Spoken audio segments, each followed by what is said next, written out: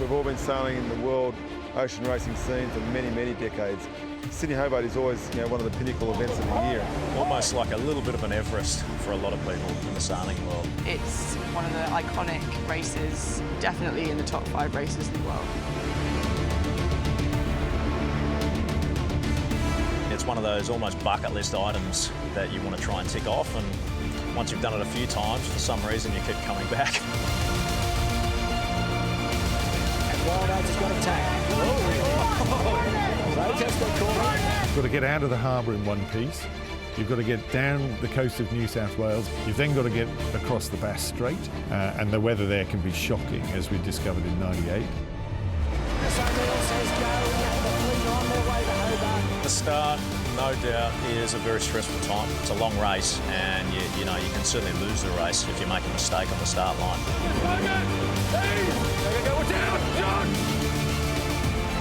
But I think it's the spectator boats that are just mind-blowing.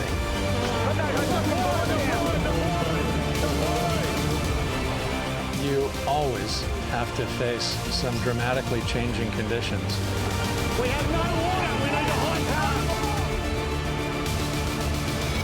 power. Anyone who gets to Hobart in this race, just to stop and actually look back and think, wow, we just did something pretty amazing.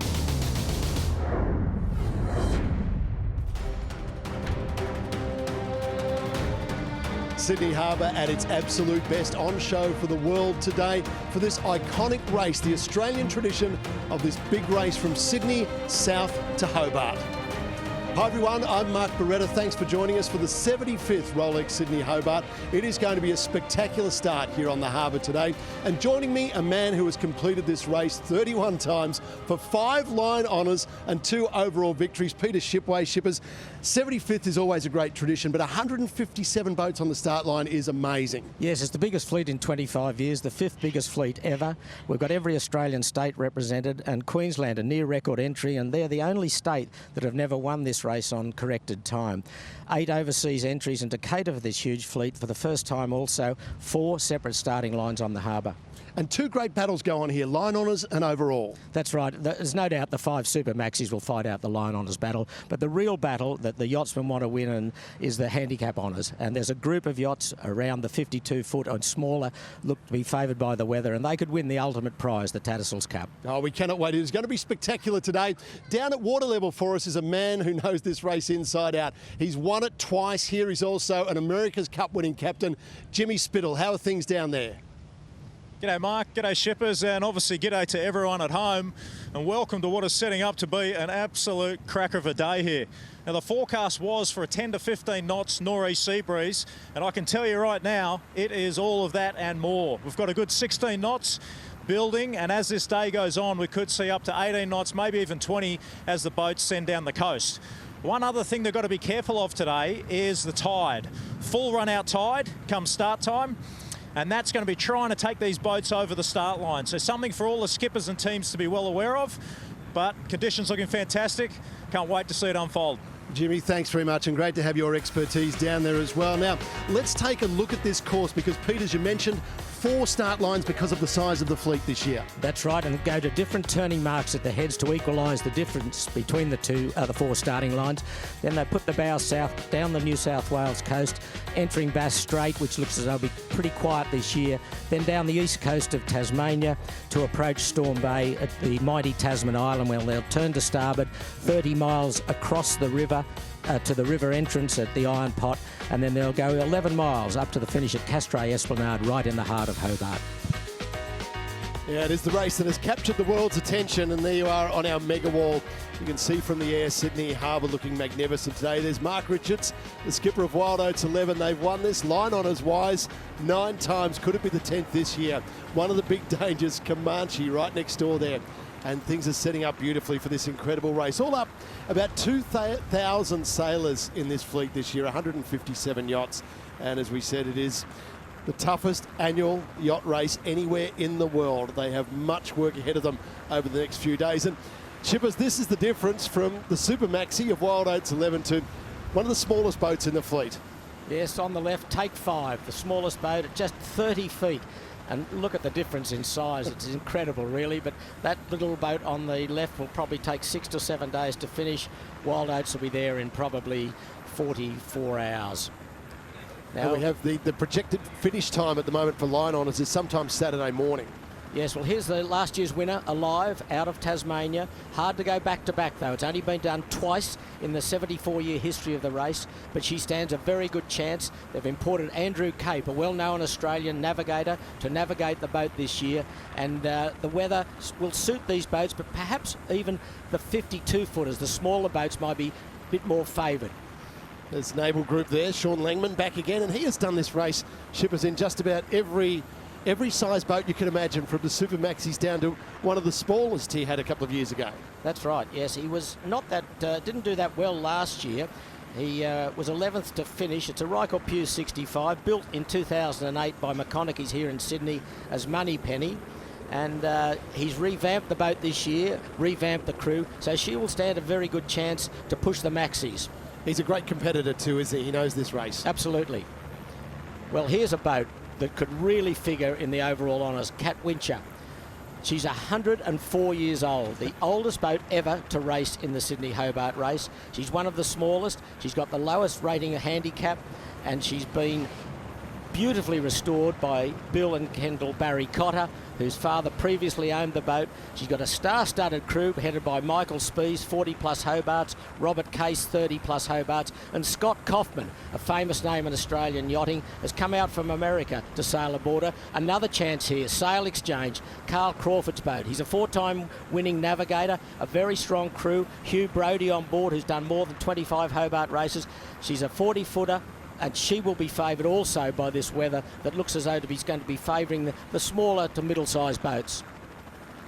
We should have a chat about that forecast too, because at the moment it's a nor'easter on the harbour. Great for the start.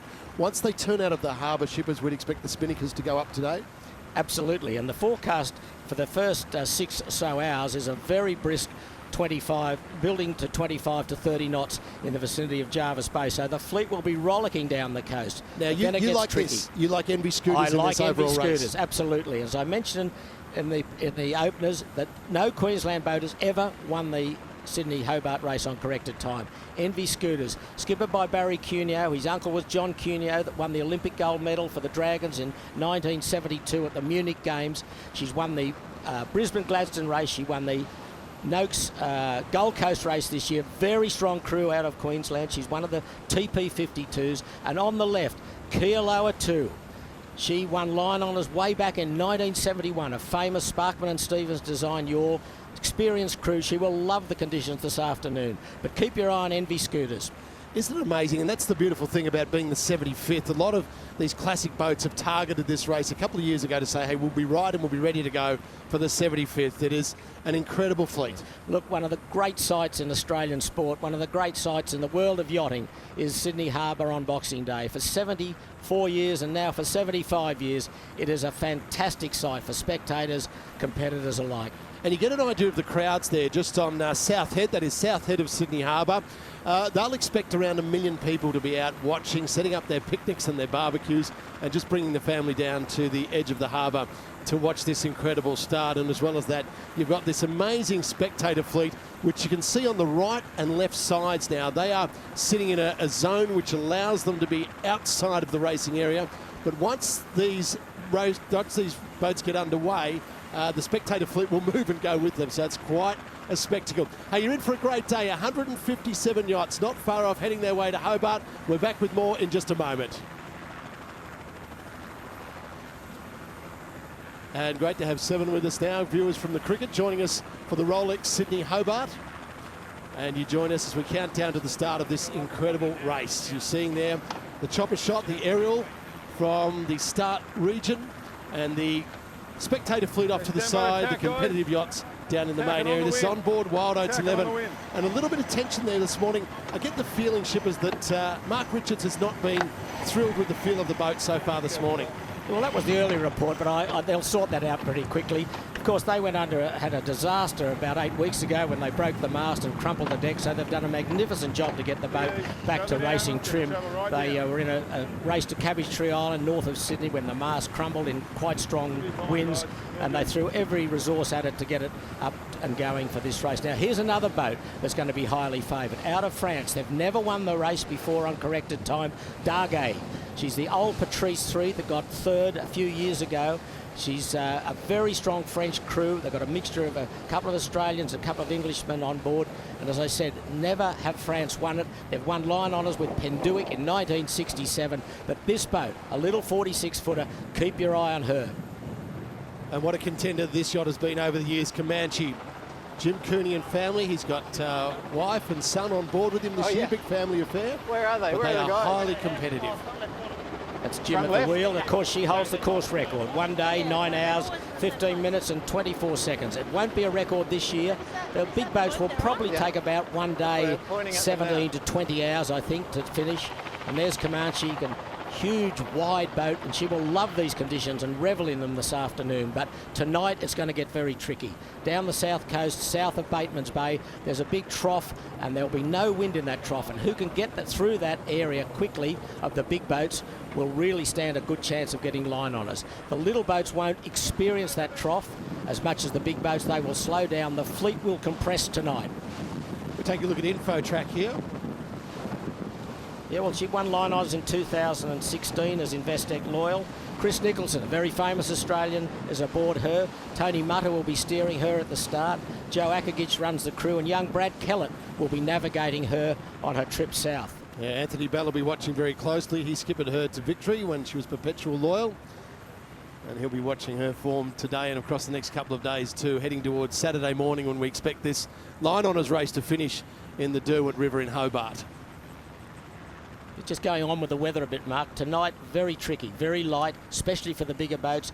They'll try and get out of that light area down off Gabo Island, the trough that runs to the southeast. They'll break out into Bass Strait. It'll be easterly breezes tomorrow for the leaders, then freshen from behind for the northeast. The smaller boats, the middle-sized boats, will not experience such a light trough. They'll keep the wind most of the time.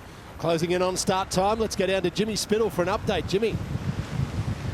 Yeah, g'day guys, and we are fully pumped up here with the breeze, up to 18 knots of wind. You can see InfoTrack behind me completely powered up. All the boats now doing some pre-start work, getting out here, getting a feel for the course. Pretty narrow here in the harbour, especially with the spectator fleet. Biggest decision they're going to have to make once getting off the line is to what side they go of the Sound Pigs Reef, which is behind us now. InfoTrack currently up the left-hand side, and then they go up to that first distance mark, which is just Jimmy, you've got the best view down there. Who looks good to you at the moment before the start? Who's impressed you? Well, I think these conditions right now will favour InfoTrack and Comanche because they're the boats with the most amount of riding moment. They need a lot of wind to get powered up, and that's exactly what they've got right now. You feel like you want to be back on Comanche today? Yes, I'm definitely getting a bit of a case of FOMO right now, looking at the boys. But as I tuck myself into bed after a nice warm shower, I'll forget all about that. Good on you, Jimmy. Thanks for that. Jimmy Spittle, two-time America's Cup winning skipper and has won this race a couple of times as well, most notably as skipper of Comanche. But incredible fleet when you look back down and you see the variety and the size from the super maxis of 30 metres down to the smaller yachts. 9.1 metres in length is the smallest yacht in this year's fleet. And for the 75th, it is an incredible array. We are now closing in on the start. We are about 15 minutes away. We don't want you to miss this. We're going to take a short break and be back right after this.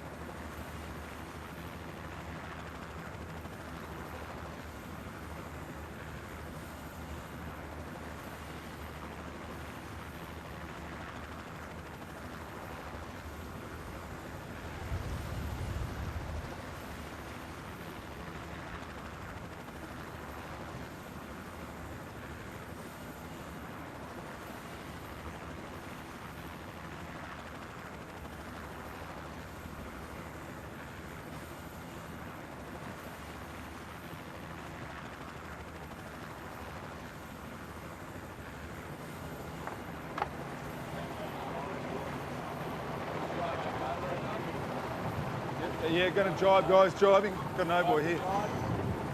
Jibing.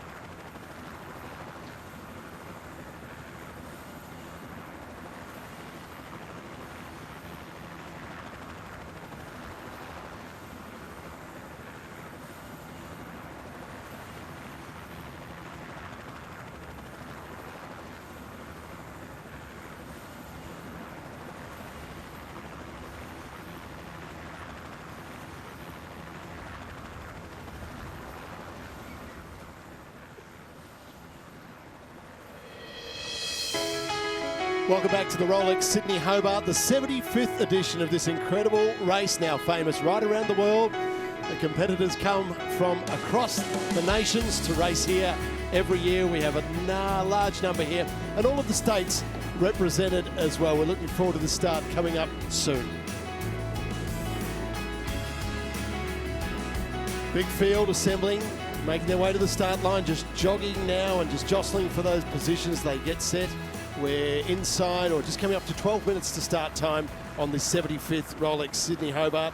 And of course, the 75th year of the Cruising Yacht Club of Australia, and the big crowds that turn out here. You're looking down at South Head in Sydney, so that's the gateway to Sydney Harbour. And massive crowds will spread right along this headland, all the way down to Bondi and beyond. And the views from there are spectacular as this fleet of 157 yachts makes its way south. But they estimate about 1 million people around the harbour today to watch this spectacle. It's an annual event for many people, and particularly lovers of sport and lovers of yachting are out in big numbers and out on the water as well as around the edges of Sydney Harbour. Interesting to see how these four starting lines will pan out. I mean, the boats on the back, number 3 and number 4, which are the southernmost, they'll take a lot of dirty wind out of the leading boats, so it'll be very, very interesting to see how they perform out of the heads. There's Blackjack, one of the favourites for line honours. She's led the fleet out of the harbour the last 2 years, racing under the Burgee of the Monaco Yacht Club this year, and the first time we've ever had an entry out of Monaco. But skippered by Mark Bradford from Queensland, some really red-hot New Zealanders sailors aboard in Brad Butterworth, Simon Daubney and Dean Phipps, all on 4 America's Cup winning yachts, and Butterworth and Phipps on Steinlager, which won the Whitbread Round the World race in 89 and 90 with Peter Blake.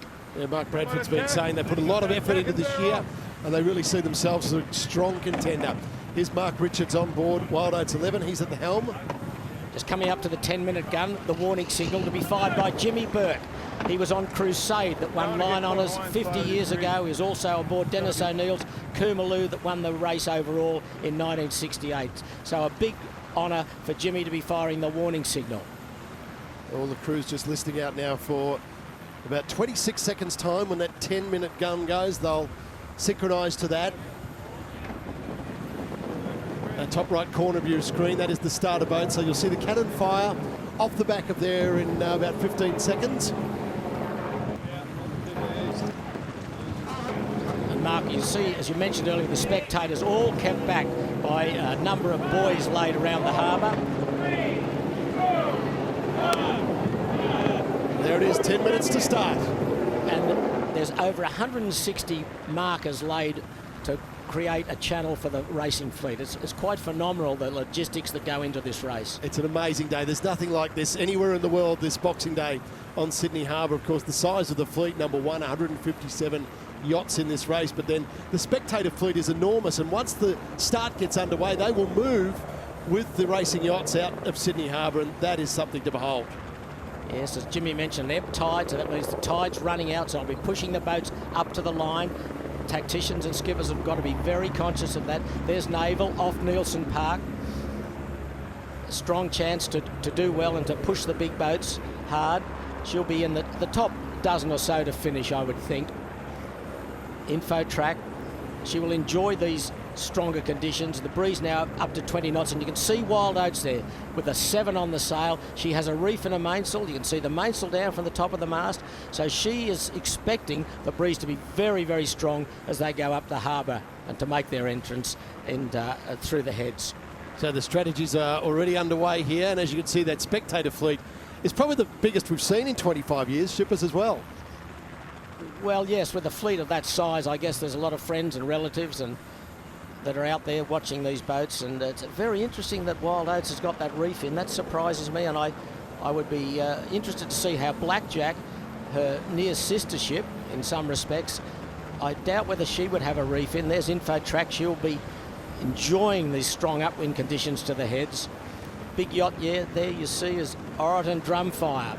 Had a first trip to Hobart last year, a beautiful cruising boat, and she'll be enjoying again these strong conditions. Behind her is Charlotte, owned by a well-known Sydney yachtsman Erwin Vidor. She debuted 3 years ago. And here's Scallywag. She also has a reef and a mainsail. The big S on the sail. Yeah. David Witt. She withdrew out of the race last year very early. She broke a bowsprit, but she's back better and bigger this year. They reckon she's been performing very well overseas. They've strengthened her up, so Whitty is very confident, a very good performance for Scallywag. Shippers, you've been on this start line 31 times, and such a nervous time for first-timers in particular, but for all the crews now, they are on their toes. There's not much relaxing from here on in because you've got to feel out the conditions. You've got to get the boat to the right spot for the start line in 7 minutes' time. That's all you've got now to get things right and be ready to go.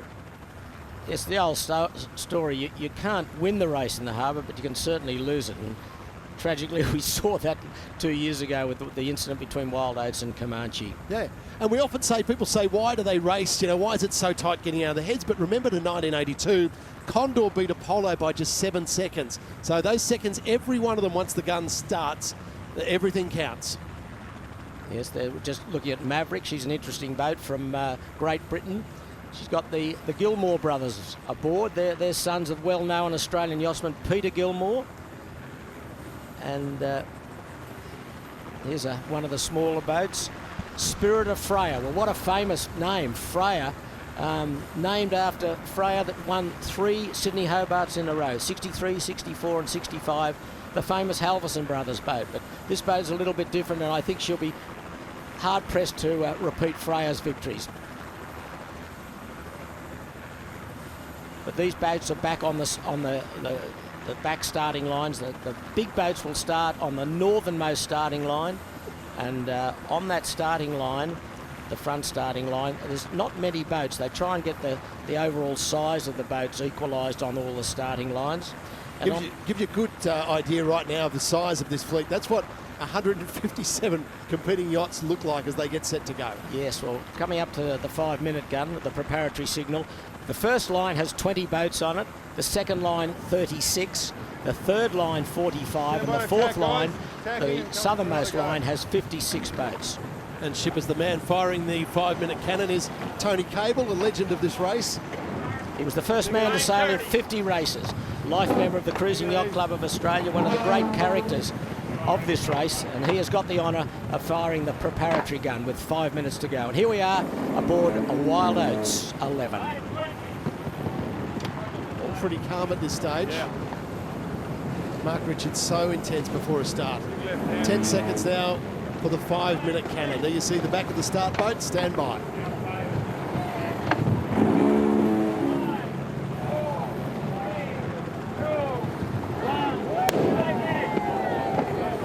Five minutes to go. This is it. The intensity steps up one more time.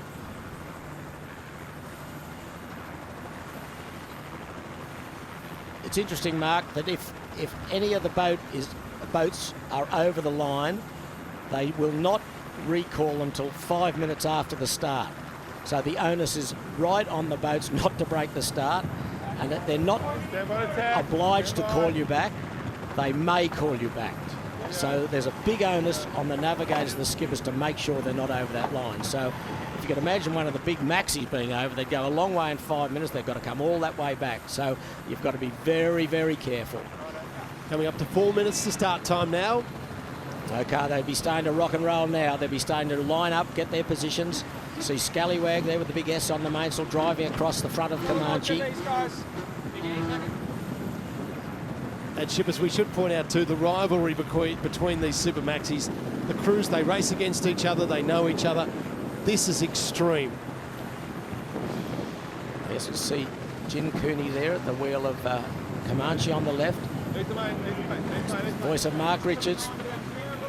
He's the main. Man in the white hat on Comanche on the right, Stan Honey, the navigator, world famous navigator, one of the great navigators of world yachting. These shots on board really give you a feel for the intensity leading up to the start. Everything's got to be right, everything needs to be ready, and as we said, you know, this race can be decided by seconds, so you just don't want to give an inch at the start. We're jibing or tacking? We're going to jibe. We're going to jibe. We're going to... Okay. Okay, just take your time. You want to go now? No. All right, okay. Just bow sweeping down here. Bow sweeping down. Bow sweeping down. Yep, bow sweeping down. Now slightly turn a little bit. Okay, stand by to jibe here, guys. Okay, you want to go into it? Yep, jibing. Swapping wheels.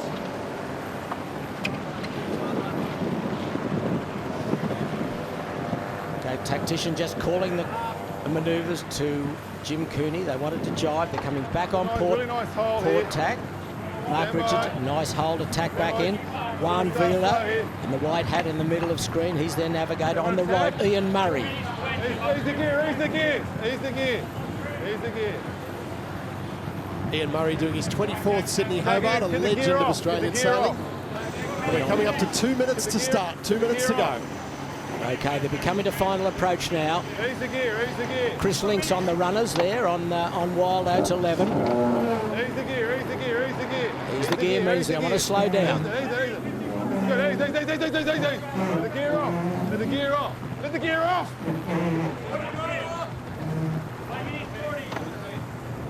The big boats are stacked in the middle of the line. They're not down on that pin end where they normally favour. They're more up the windward end of Steel Point at Nielsen Park. There's the three big ones there. Infotrack coming in behind them. There's Blackjack. So Scallywag and Wild Oats have both got the reef in their mainsail. Blackjack full mainsail. Infotrack tacking to leeward of Blackjack. Maserati just going behind Infotrack.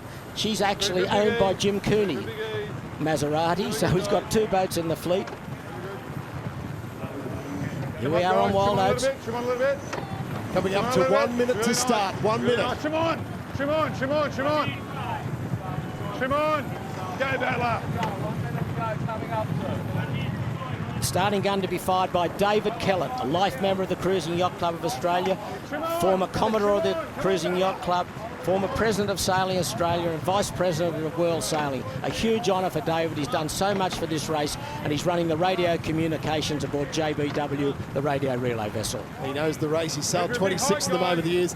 Now you can see them forming up with about 30 seconds to go to start. This is what it's going to look like. Okay, well, Wild Oats has got the leeward position down there. Infotrack just holding Blackjack up. That will make things awkward for Blackjack to live there. Scallywag looks okay midline. And where is Comanche? We still haven't seen her yet. Here she comes left of screen. The red bow. She's going to be late. Inside 10 seconds, waiting for the cannon. How far?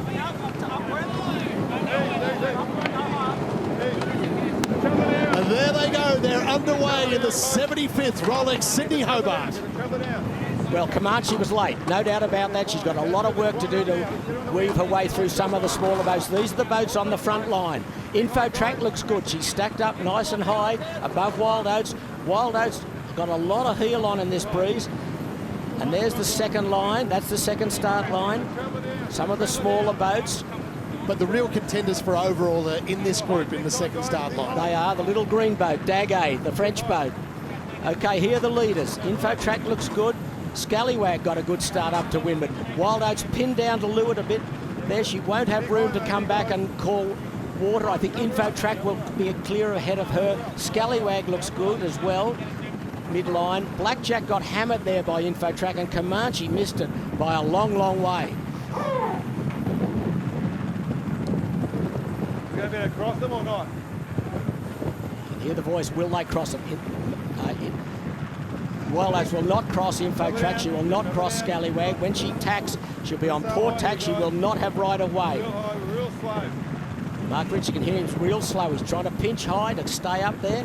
But Info Track at the moment will be the leader. Scallywag close to her as well. Going to make it a really nice tack, guys. We're going to go behind Scallywag, right? Let's make it a really good tack, all right? Can we go early here? No, we can't. We can't. The longer we wait here, the better. Okay, stand by to attack. We've got to clear them. You ready? Stand by. Here you go. Helms down. Tacking over.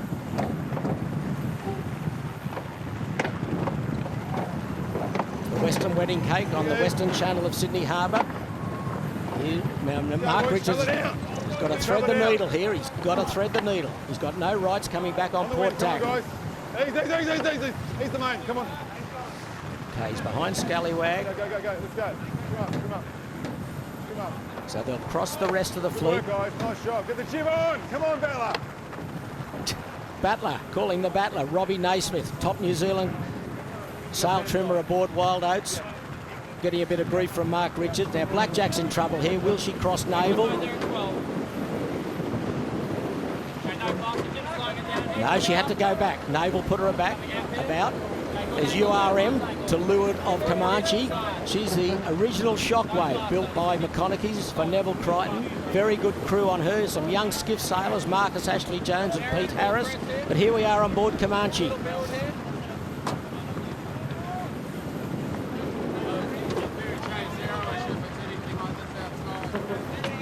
It's all happening down at water level. Jimmy Spittle, what can you see there? Hey guys, yeah, well, textbook start from Info Track. Tony Amato, Chris Nicholson just hit the line full speed, and right now they've got a good little battle going with Scallywag, who's the next place boat, as they're working up the left-hand side of the Sound Pigs Reef. All the boats fully powered up here, and yeah, it's turning into a little bit of a match race between Scallywag and Info Track. Wild Oats 11 not in it. Wild Oats 11 tacked out before them. They've just come back now, but at the moment it's a two-horse race between Info Track and Scallywag. All right, Jimmy, thanks for that.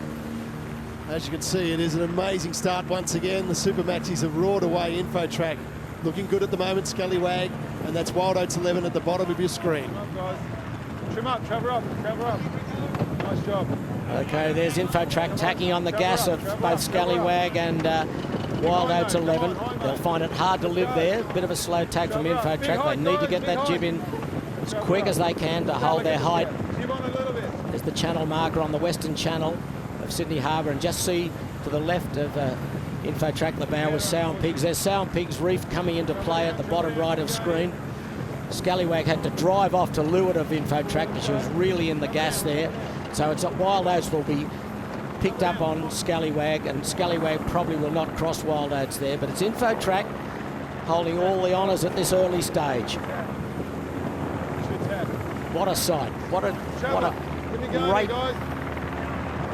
sight that is on Sydney Harbour. It never ceases to amaze. And the world is watching today as well.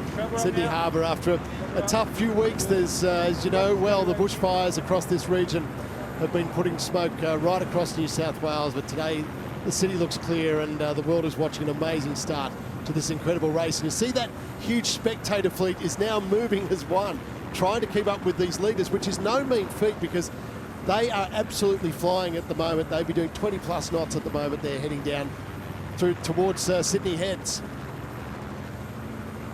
Yes, they're just probably not quite on that speed, but once they get outside the heads and the spinnakers and the reaching sails come up, there'll be 20 to 25 knots plus in boat speed, especially later this afternoon when the breeze is forecast to go almost to 30 knots. Now here's Naval to leeward, done well at the start. There's Comanche, she was well back, and they'll be disappointed with that effort. And in between those two is Alive, last year's handicap winner. Okay. Blackjack on the tail of Wild Oats 11. Yeah. So it's Info Track, very nicely positioned. They'll probably go extend on starboard and they'll tack on the port tack lay line, which will lay into the turning mark. I think they want to minimise the tacks. You can see the good breeze between the heads. Plenty of white caps. Oh, here's Scallywag. She's going to try go back.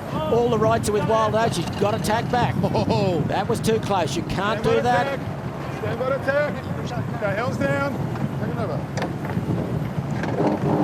Okay. Well, that was a gamble that did not pay off for Scallywag. Let's go. 2-1. Twist, please. Twist. Twist, twist, twist. Twist, twist, twist. Twist. He's not calling a dance move here. He's trying to have some twist in the sails to give him some height. Means that the mainsail needs to be eased a bit up the Traveller just to give him a twist. We can see Wild Oats' mainsail, he's had trouble settling that down. You can see it, a lot of backwind in there.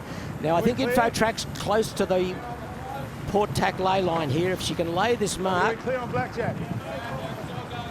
she will scoot away to the turning C mark. Cover down. And the audio you're hearing is Mark Richards on board Wild Oats 11. But that is how they sit at the moment. Info Track looks like she will lead them out through the heads.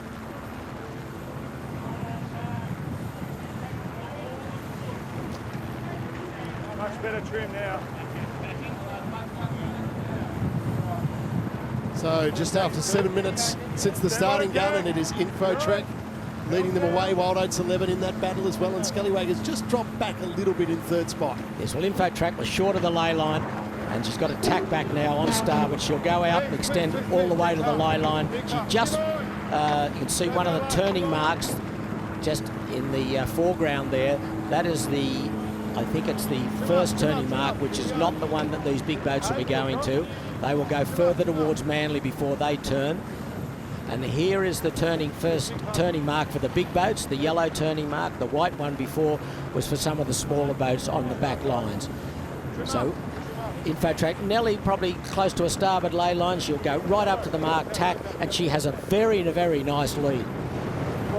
61 is the Happy Wanderer, formerly Duende, with some of the armed forces on board this boat. Yeah, these are the guys and girls Special Forces soldiers, and there are 3 defence yachts racing here. Navy 1 is making an appearance after 18 years, the first time the Navy's been in for a while. And we've got Gunrunner representing the Army, but Happy Wanderer is full of the ex and serving SAS and Special Forces soldiers. So a big g'day to them, and we wish them all the best on their trip down south. They're certainly built for the high seas. They'll do well. They're tough. Okay, well there, 8 minutes and 46 seconds to the first turning mark for Info Track, and she has developed a nice lead in this race. She'll just ease the sheet slightly and power out to the turning mark, and they'll set their spinnakers and reaching sails, and off they'll go, rollicking away down the New South Wales coast. And here's a stack up. Blackjack's the boat that's done well here. She was well back, and Comanche coming into the frame as well. Now it's whether Watch Scallywag. Watch Scallywag. Please. Stand by. Has Wild Oats got buoy room? Yes, she has. Wild Oats can squeeze in there. She will be first to tack. There she goes. Blackjack doesn't have any rights there. She's got to wait for Scallywag to tack. There goes Wild Oats. She'll be second round. There goes Scallywag in harmony with her. Big Ace. Forward up. And 50 forward. so Scallywag got into the picture. She was right up on an Info Track, but she suffered a bit halfway down the harbour. She's got back to be close to second around. So second and third is Wild Oats 11 and Scallywag, then Blackjack, and next around is Comanche. Here we go. 3, 2, 1. And that pole you can see out to the side of Scallywag is once they set the reaching sails, they sheet the sails through the end of that pole to open the sheeting angle so they can get more sails in front of the mast. If they didn't have it, it would close the sheeting angle up. That widens the sheeting angle. It's a new thing that developed by these big maxi boats. You can see it's preset, and that's the sight from Comanche. Wow, what a sight. Terrific. Info track, Wild Oats, Scallywag, Blackjack, Comanche. And just to put what you're looking at in perspective, there are 6 Super Maxis in the world.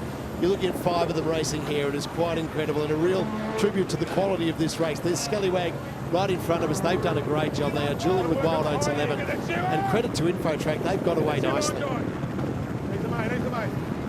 She's overpowered Wild Oats, even with the reef in the mainsail. You can see they're really having trouble with settling that mainsail down.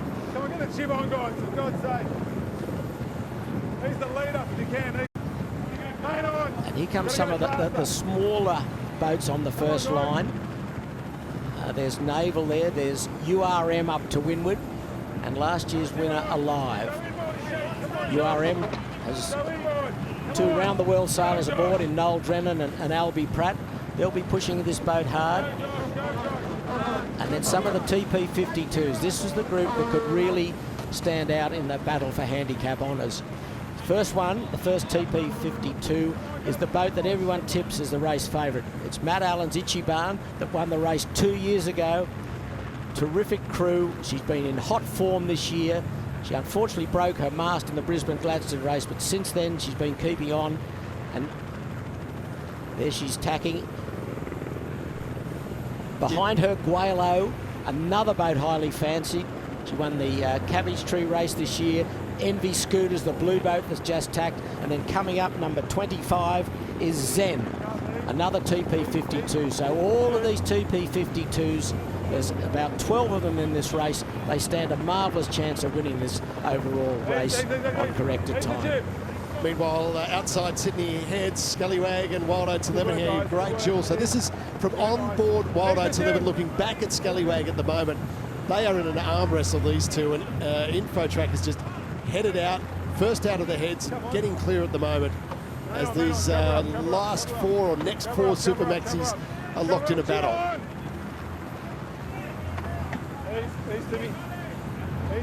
So what's happening here is Scallywag, second from the left, is trying to drive over the top of Wild Oats. Wild Oats is trying to squeeze up to prevent him getting through. So it's a game of cat and mouse at the moment.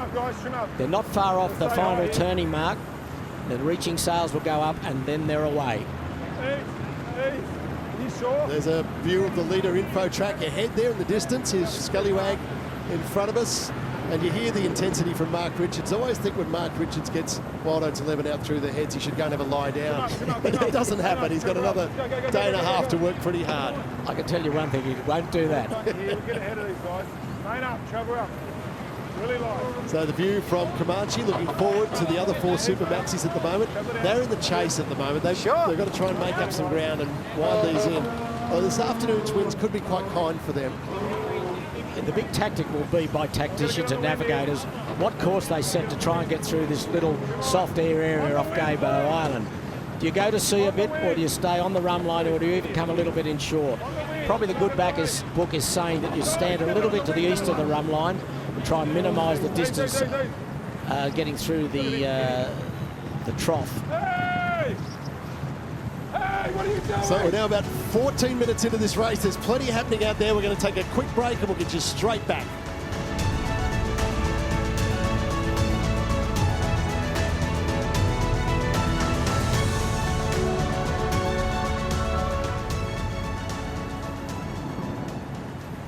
Where's the mark? Where is the mark?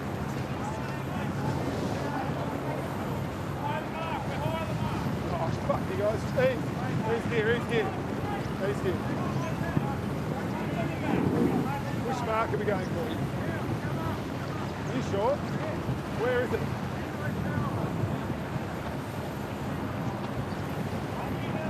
Shit, big car.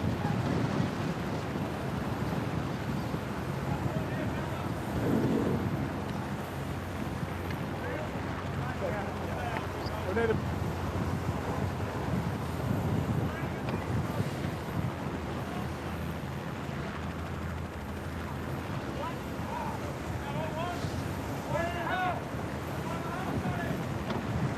Hey, Matty, be careful. It's very windy. Board up.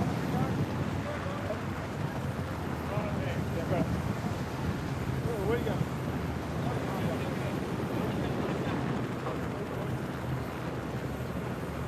Board up a little bit. Board up this much. Board up this much.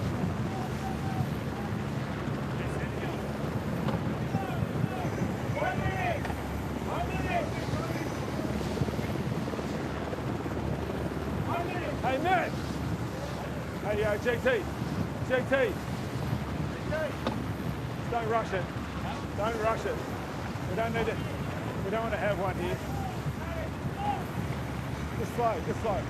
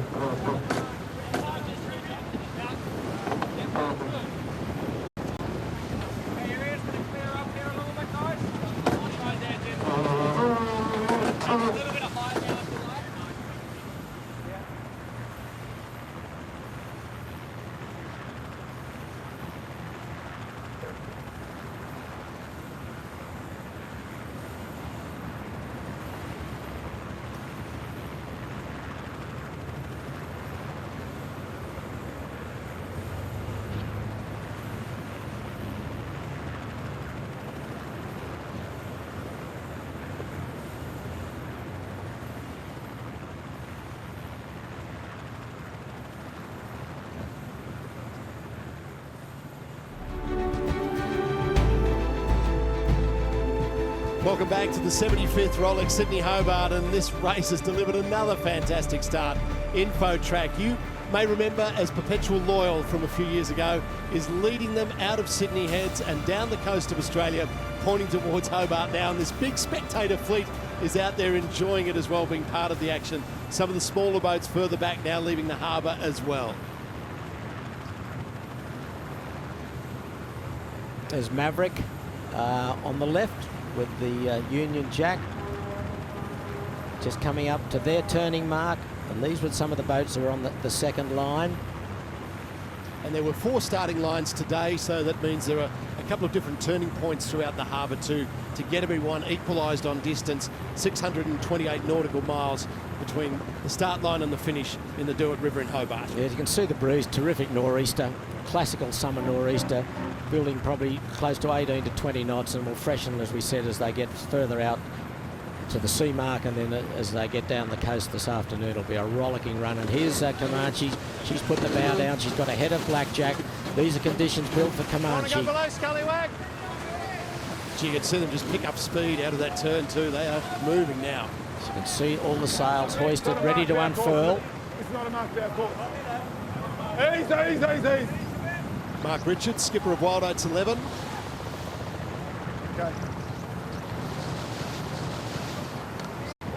Get it up.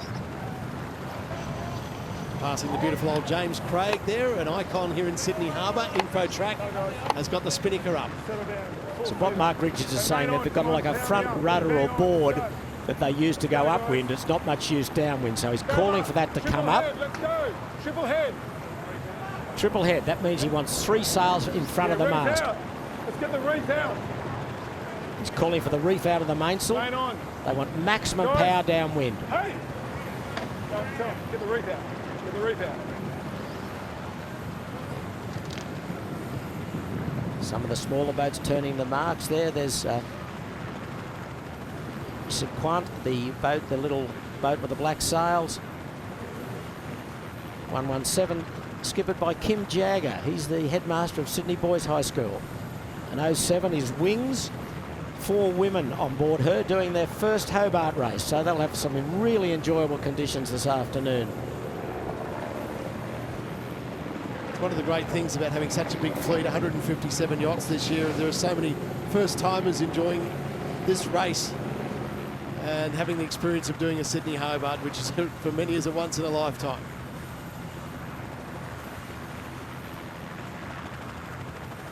And there's still plenty of wind in the harbour. Minerva, just Minerva. making a turn. Yep, she raced last year, or a few years ago, and she finished 15th in 2013. The Cox family owned her. And here's the race leader, Info Track. Massive reaching sail set. And the speed now 20 knots plus. And here the three chasing boats trying to work their way to sea. We've got Scallywag and look at Comanche. On the Sydney coast, you'll be seeing them howling towards you with this huge spectator fleet. We're back with more action of the Rolex Sydney Hobart right after this.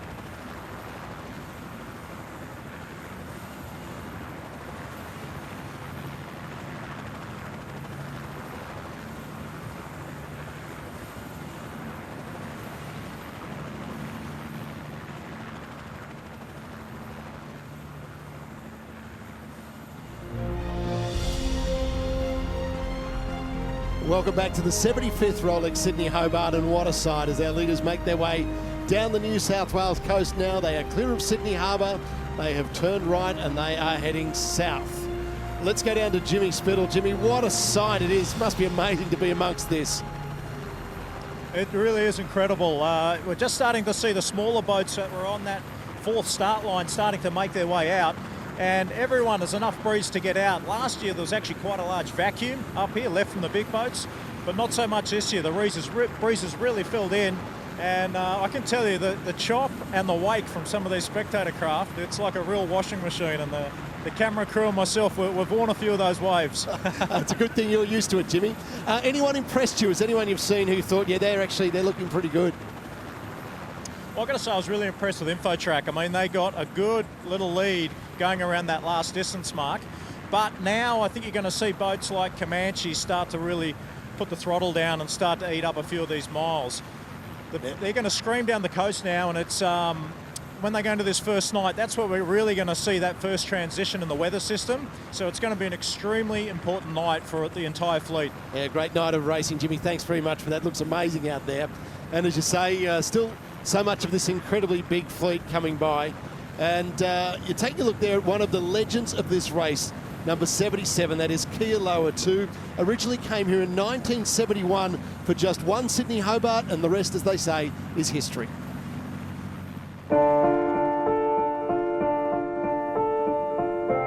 My name's Paddy Broughton. I live in Pittwater, Sydney, but as you can probably tell from my accent, I was originally from England.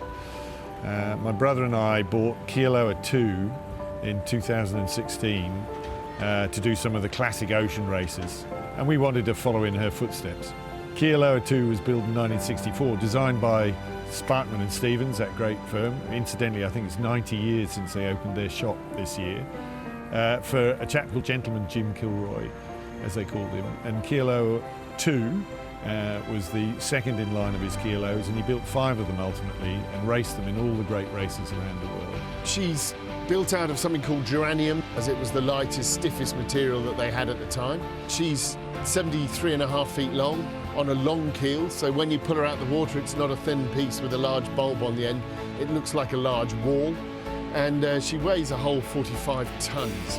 So she's, nearly 3 times more weight for an equivalent modern racing boat. Kealoha 2 is a really famous name in ocean racing.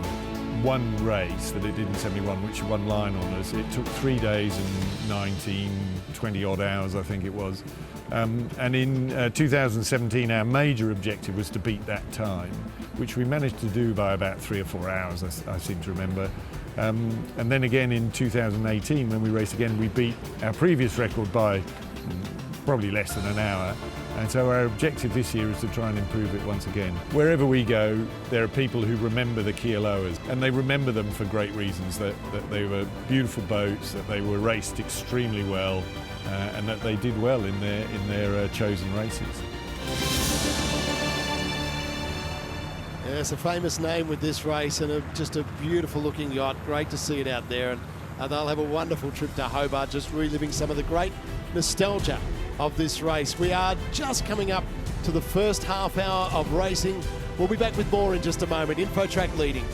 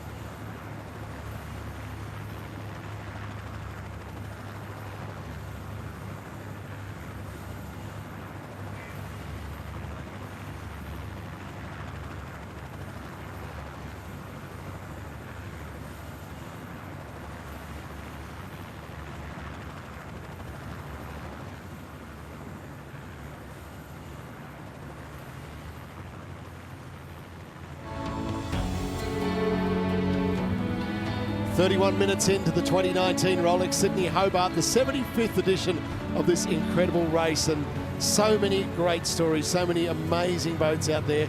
InfoTrack leads them at the moment, but if you go back from there through this fleet, there are just so many brilliant stories like this yacht for Fidelis.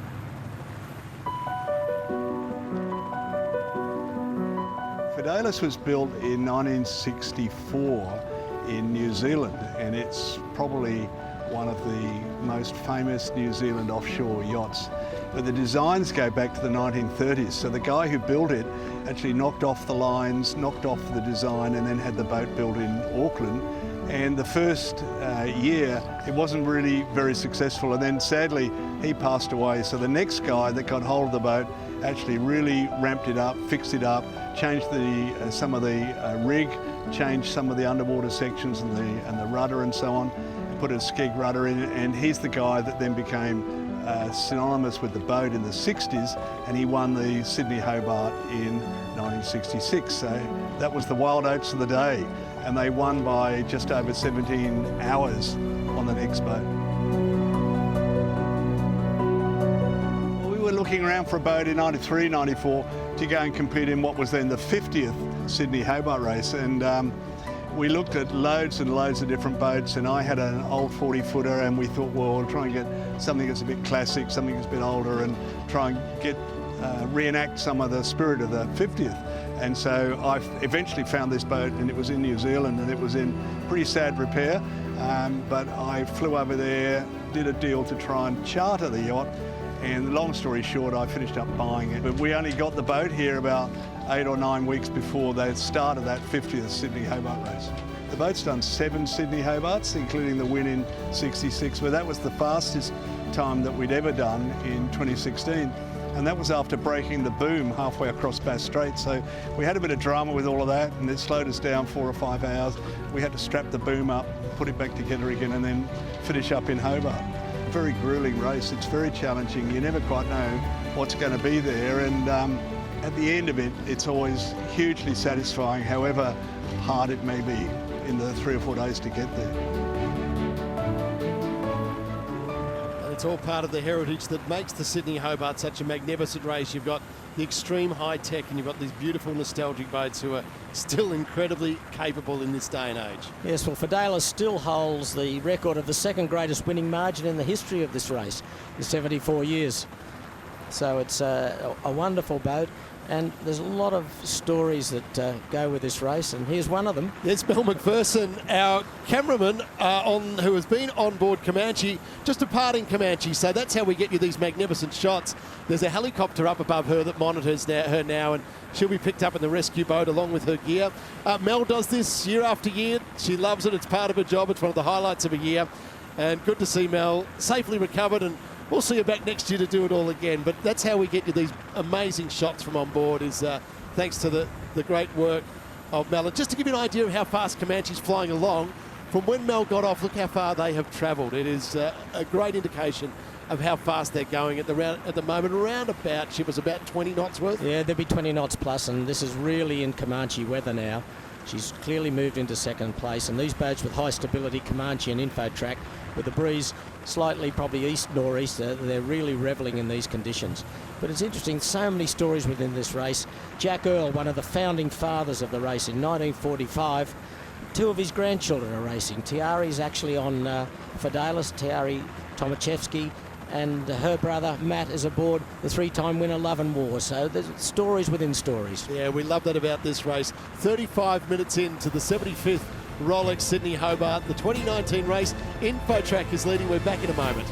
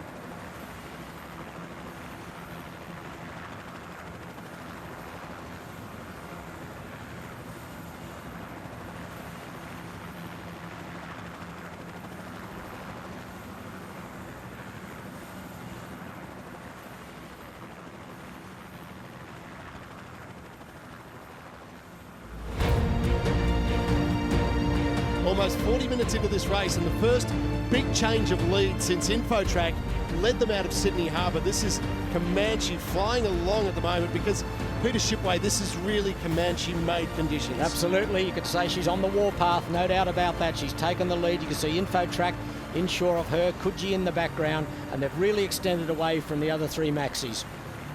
Comanche just flying at the moment. That's incredible. So 20 plus knots, and then back from there some of the other massive super maxis, and then the remainder of this fleet, so many of them, so much competition this year. 157 yachts in this fleet, and that's the images that we get. It is just incredible. Let's get down to Jimmy Spittle for an update. Jimmy? Yeah, hey guys, you can see behind me here is offshore powerboating legend Bill Barry-Cotter. Now this is quite a change of pace for him. He's used to having the throttles down on his offshore powerboat, but he's done this beautiful restoration of Catwincher here, and they're just making their way out to the distance mark. They're going to have a beautiful sail down the coast in nor'easter, and then they're going to go into tonight into the first transition. But it really is a case of extremes when you see the super maxis and then a beautiful old boat like this. Yeah, it's gorgeous, isn't it? Jimmy, it'd be a bit slow for you, Catwincher, wouldn't it? Yes, mate, too small. Yeah, much too small for me. Thanks very much. Beautiful boat, and as we said, that's part of this incredible race. Army, the second smallest boat here, Gunrunner, 9.2 metres, and this is the Army team. They train about 200 sailors a year in the Army sailing program, and this is the highlight. The group gets selected to come and race the Sydney Hobart, so they are going to be out on the water, but they are facing a bit of challenge from the Navy.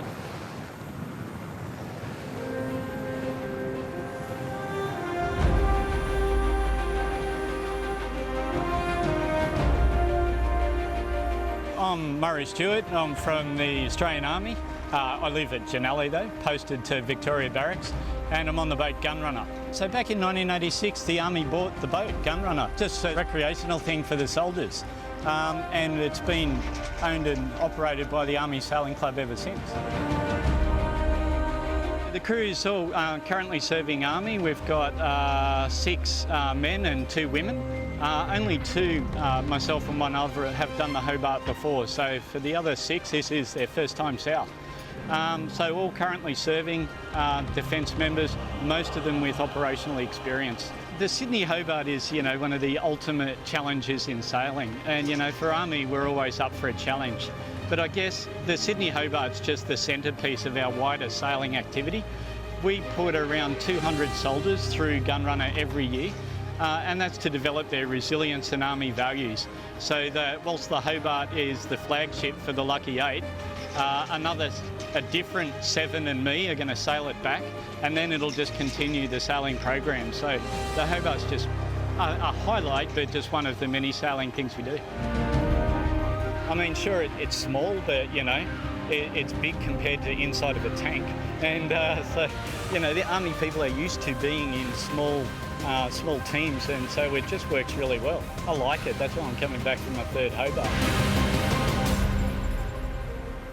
Yeah, it's an amazing boat, Gunrunner, another legend of this race. I can't believe, Mark, I went to Hobart 3 times on a boat that size. I wouldn't go to Manly on a boat that size these days. But here's the race leader, revelling in her conditions, and the breeze will get stronger this afternoon. Here's back in the fleet some of the boats that started perhaps on the back line. That's URM, the original Shockwave 72-footer. All the fleet are going to have idyllic conditions tonight until they hit that transition zone that Jimmy was talking about, when it's going to get light and fluky. Who can get through that the best? Well, they'll probably come out near the top of the leaderboard in tomorrow morning's race sked. You see a guy chasing Comanche in a jet ski there. He's a long way from home. Yes, isn't he? You want to make sure you had plenty of fuel, wouldn't you? Because you'd be going pretty hard to keep up at the moment. Jim Cooney still at the helm of Comanche. Crew stacked down the windward side. Tacticians and navigators be working on their tactics for the next few hours ahead. There's Santa Claus and his helper. So Comanche shippers, they'll be making hay while the sun shines over the next few hours to try and get all the advantage they can from the biggest to the smallest now. There's the Take 5. Little Peter Cole design 30-footer. Just round the first turning mark, heading to sea to the second turning mark. Crew already in their wet weather gear, a few waves over the bow. That's a long way to Hobart. They do pretty well, though, overall, don't they? They have a good punch. Oh, it's terrific. It's really great to see these smaller boats out there, and they probably, at the end of the day, realise they don't have a chance for overall honours, but their honours is to get there and say they've done a Hobart. Yep, everyone's here for a different reason. Some, like Comanche, are racing for line honours and overall, and some are just racing for the experience to have made it to Hobart. You can see the triple head rig on Comanche. There's 3 sails forward of the mast. They've got that outrigger arm to get the sheeting angles wider. There's, you can see the outrigger there. Way out, so they've got the front sail sheeted as far outboard as they can, the middle sail sheeted halfway, and then the orange sail, which is actually their storm jib, is the 3rd sail. So they can't put any more horsepower into that boat at the moment. The bow out, bit of water ballast in, the crew's stacked down the back to keep the bow out. Maximum stability, big wide boat at absolute maximum pace. Comanche at full hammer. What a sight. And as you look back from Comanche, the rest of this incredible fleet making their way now towards Hobart. We're coming up to 45 minutes into the 2019 Rolex Sydney Hobart. We'll bring you more right after this.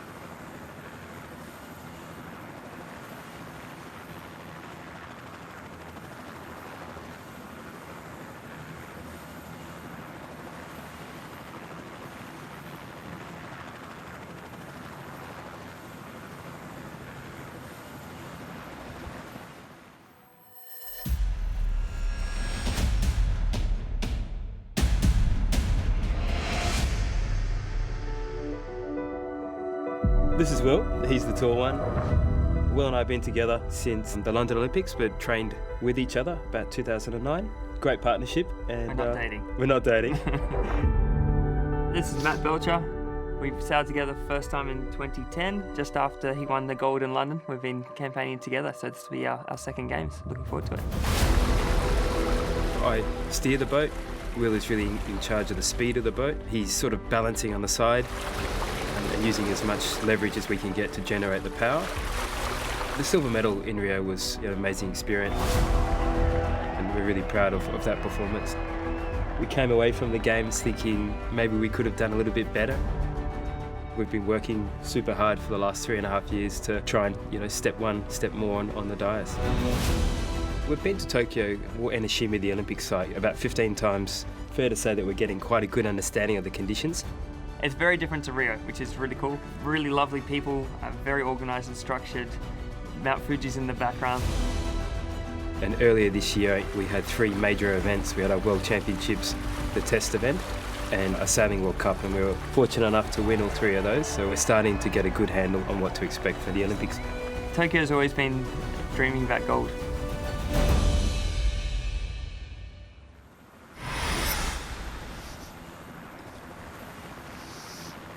Tokyo 2020, we cannot wait. Our sailors world class, no matter what boats they're in. We cannot wait for Tokyo.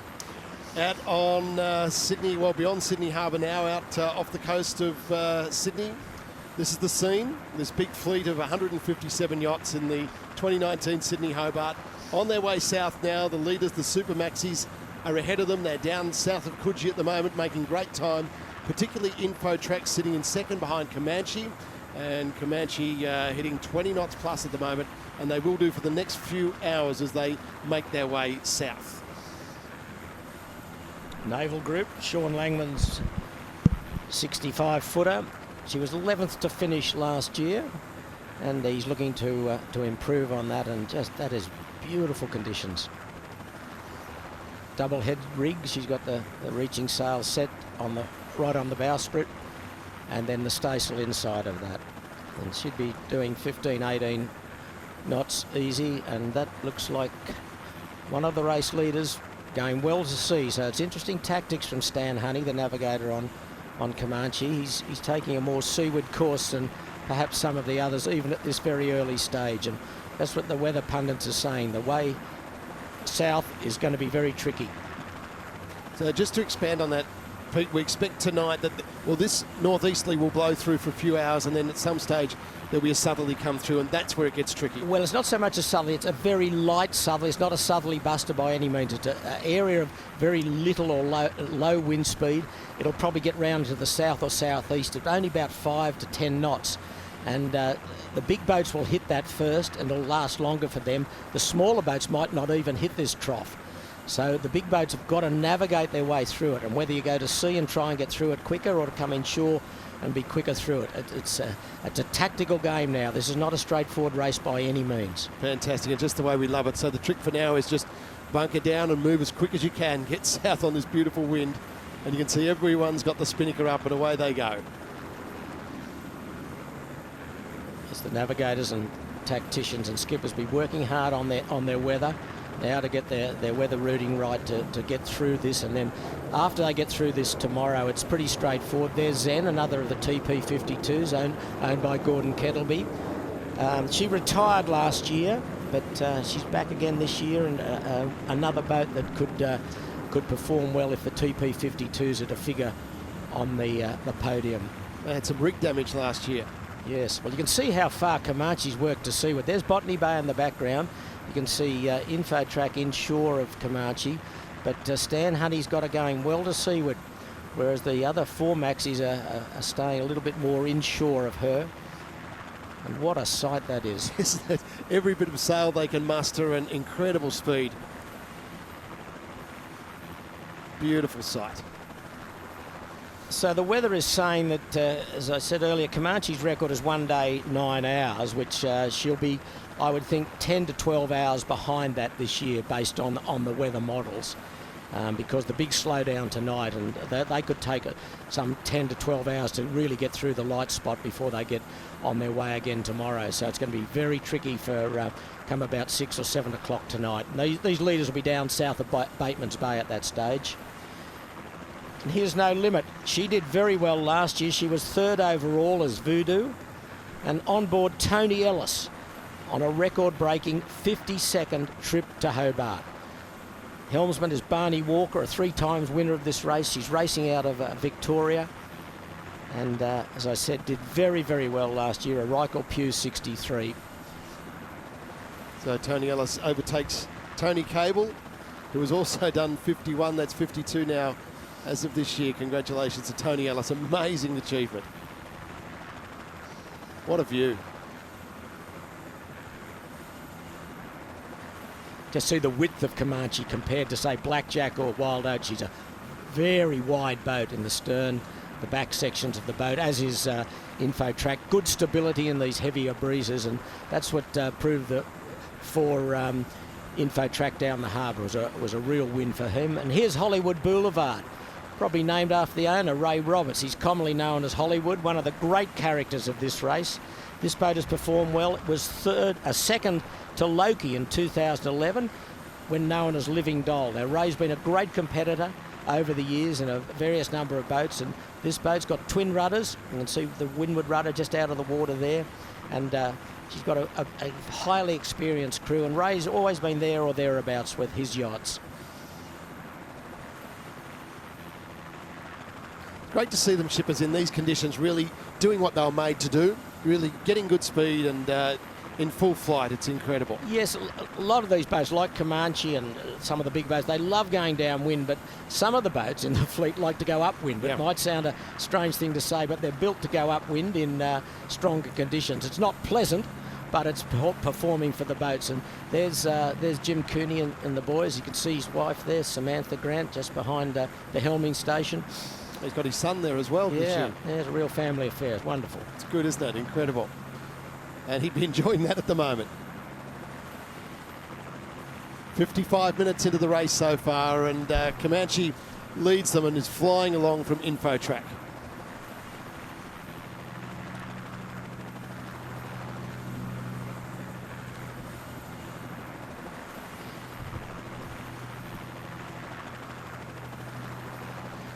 And here's a boat that will also figure well. A 2-time winner, Quest, skippered by Bob Steele. She won in 2008. She won again in 2015 when known as Balance. She was second in 2017, skippered by Mike Green on his 41st race to Hobart. And the spinnaker there says Ponant Cruises. They've got a cruise ship following the fleet down to Hobart, and they're stationed outside Sydney Heads. But Quest, put your money on her if you want a small wager. She'll be there or thereabouts. But there's the race leader trying to take on a big container ship. She'll probably win her to Hobart. And there's Yacht Tracker 2, which is back in action.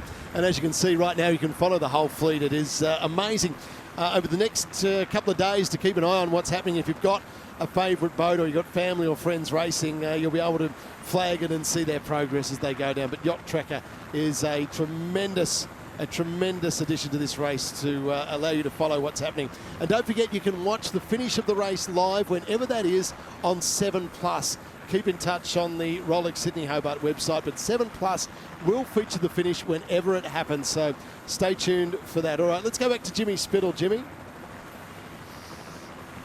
Yeah, guys, we're just seeing the tail end of the last boat at the moment, making their way out around the last distance mark. And they're just about to set their spinnaker. So we've got about 156 spinnakers raised, and we'll see the last one in about 2 minutes' time when they go around that final turning mark. Oh, fantastic, Jimmy. It's been great to have your insight today. From what you've seen, who do you like? Who takes line honours in this race? Well, the conditions right now really favour Infotrack and Comanche, but as we go into those transitions tonight and for the rest of the race, you're going to see Wild Oats, Blackjack, who really are strong when it comes to transition and having to change gears, do all the sail changes. But again, someone like Stan Honey really is one of the best in the world. So I think it's anyone's game, and I think it's just too early to call who's going to have the advantage. That's what we love about this race. Jimmy Spittle, been great to have you with us. Thanks for your time today. Appreciate it. Thanks very much, lads. An amazing Australian sailor, shippers, isn't he? We have so many fantastic Australian sailors we can be really proud of.